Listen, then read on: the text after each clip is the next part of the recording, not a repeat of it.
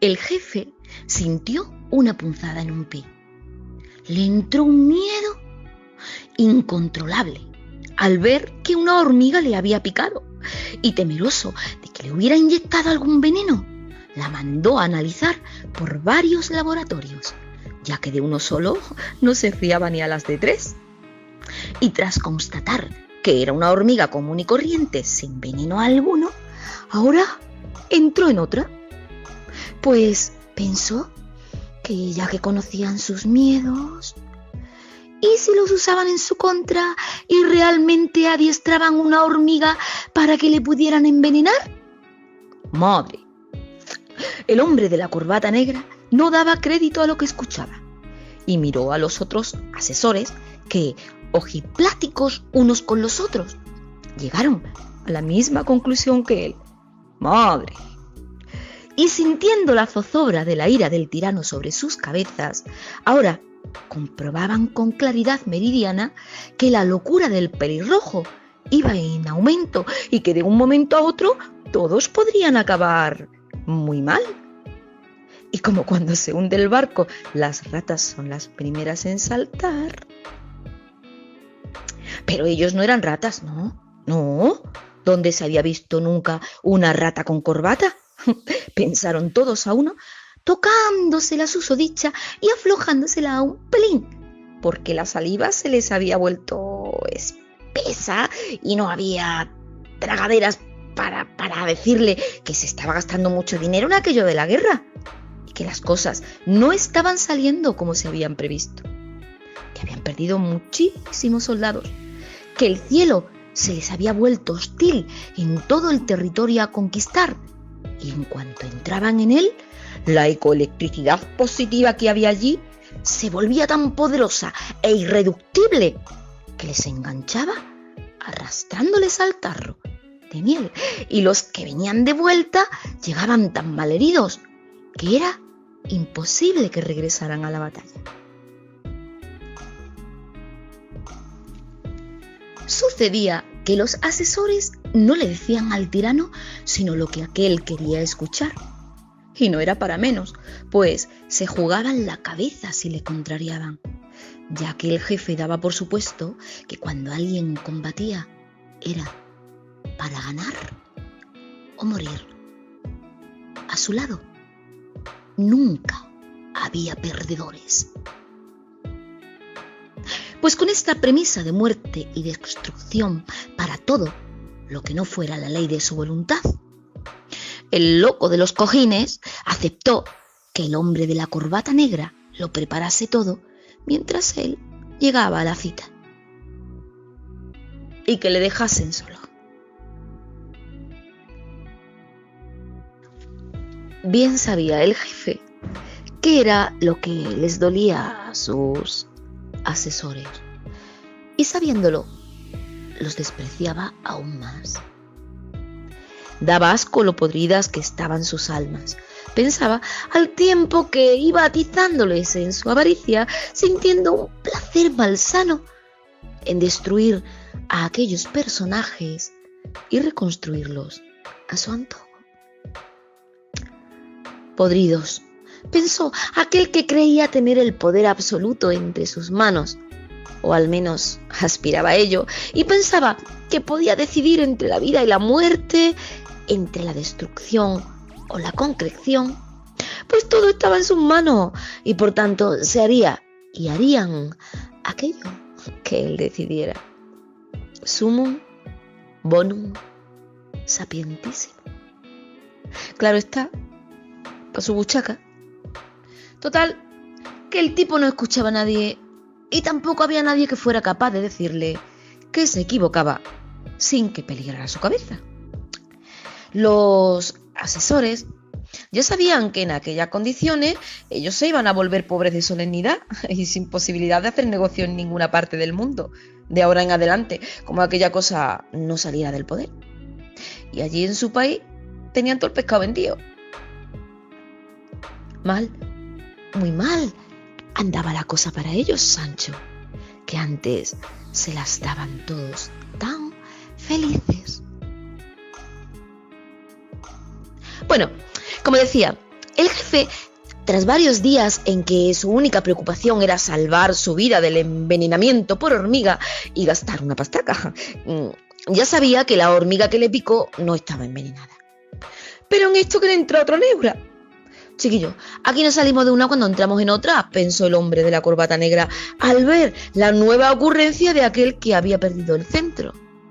Sur, este, oeste y norte. Y ahora estaban seguros que le tenían que parar los pies. Pues si bien las manos a derecha y a izquierda no le obedecían, los pies los tenía aún libres. Y con lo karateca que era el elemento, de una patada te dejaba hecho un cromo como no tuvieras listo.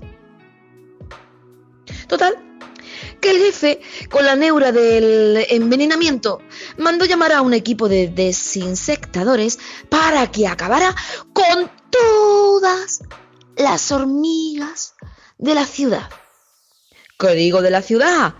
De todo el país, no solo de su palacio, y que no se escapara lo más grande, Sancho, para que luego digan. Claro está que espíritu de Quijote precisamente no tenía el jefecito, sino más bien el de un mal bicho con muy mal perder, por cierto.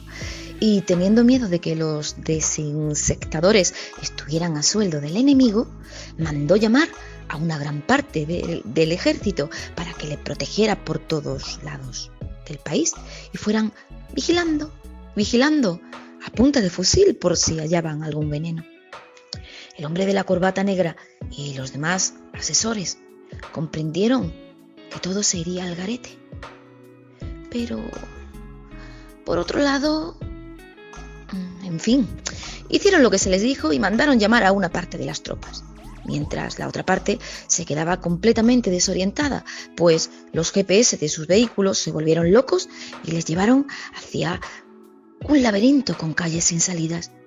Y encontrándose sin visibilidad alguna, pues los altos y tupidos setos les impedían ver nada más allá, asustadísimos comenzaron a lanzar bombas y más bombas y más bombas sin ningún miramiento, con tal de destruir aquel infierno y cuanto antes regresar a casa.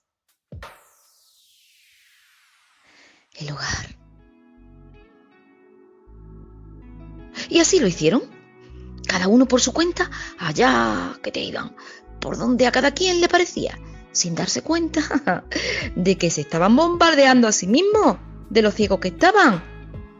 Tardaron un tiempo, no creas, en romper las suficientes galerías del laberinto para abrirse espacio y tener una visión más amplia, cuando se vinieron a dar cuenta de que se disparaban contra ellos mismos. Y entonces, en ese mismo momento,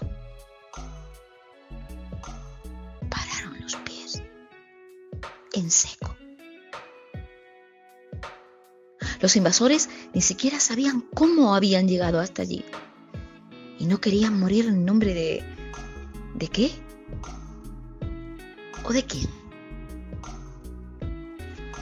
Los soldados del ejército invasor ya se consideraban perdidos cuando, por donde menos lo esperaban, se colaron los vientos periodistas que, viendo aquella situación, trajeron la información a las madres de la voz viva de sus hijos.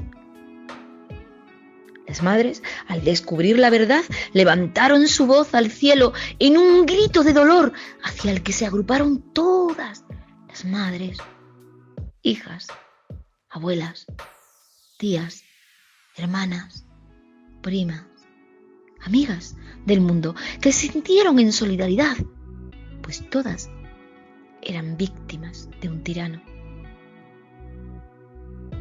Cada una portando un eslabón, se dirigieron al palacio en que moraba el elemento, que era un perfecto falsificador de la verdad, o al menos eso se creía, que llevaba en total impunidad tanto tiempo, hasta que perdió el olfato.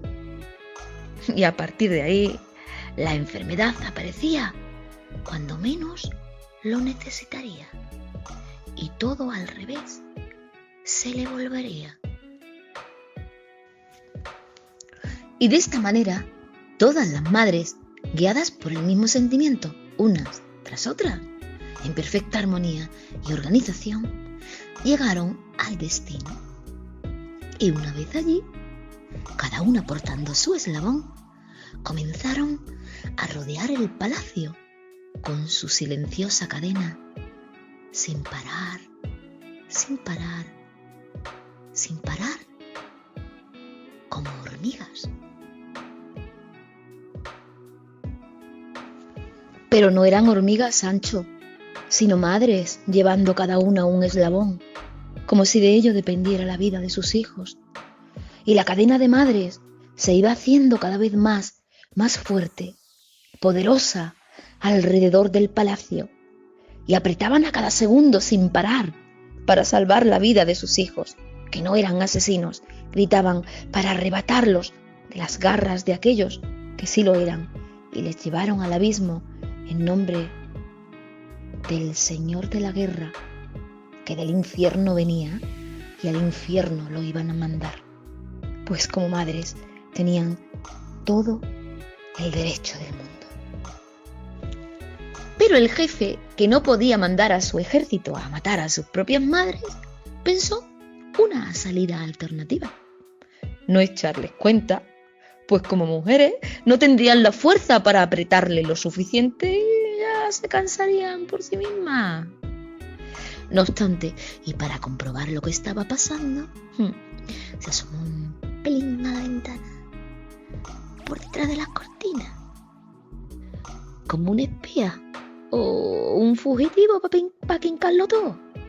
Sin embargo, justo estaba ubicado en el ángulo muerto y para ver qué ocurría por sus propios ojos, abrió la ventana sin poder contener la curiosidad. Y como ya viene sabido, la curiosidad mató al gato y al abrirla, una marabunta de hormigas madre se deslizó hacia adentro desde la ventana. Y le fueron cubriendo los pies, le entraron por las perneras del pantalón, iban subiendo por sus piernas, de sus manos a los brazos y al torso, le llegaron hasta el cuello y la boca, y allí se quedaron, dejando libre nada más la nariz y los ojos. Totalmente de esta guisa, en latencia, las madres, dispuestas a hacer lo que iban a hacer, que era lo que harían. Mientras tanto esto sucedía, la mujer del rodillo seguía esperando a que el jefe llegara. Sabía que le gustaba hacerse esperar, como las novias, pero a ella no le importaba lo más mínimo. Y mientras tanto, no perdió el tiempo y se puso a poner orden en aquel estropicio.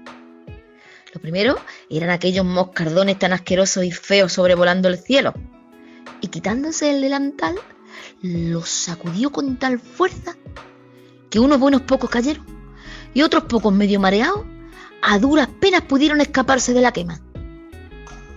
Y después de que el cielo quedó despejado, se sentó con el mandil en la mano por si volvían a darle lo suyo.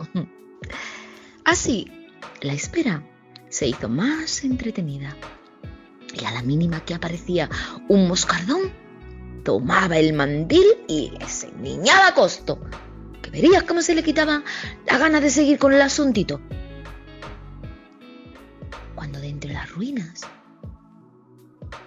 se escuchó: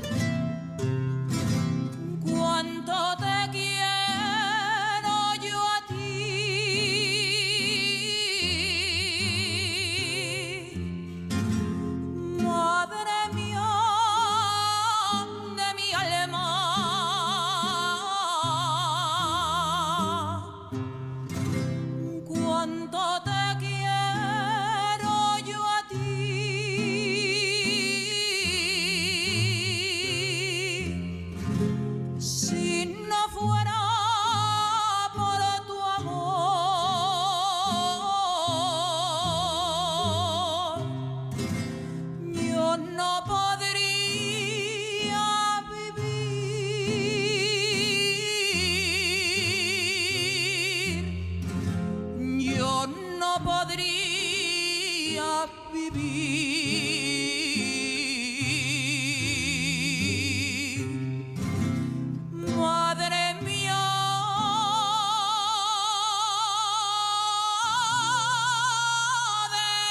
alemán.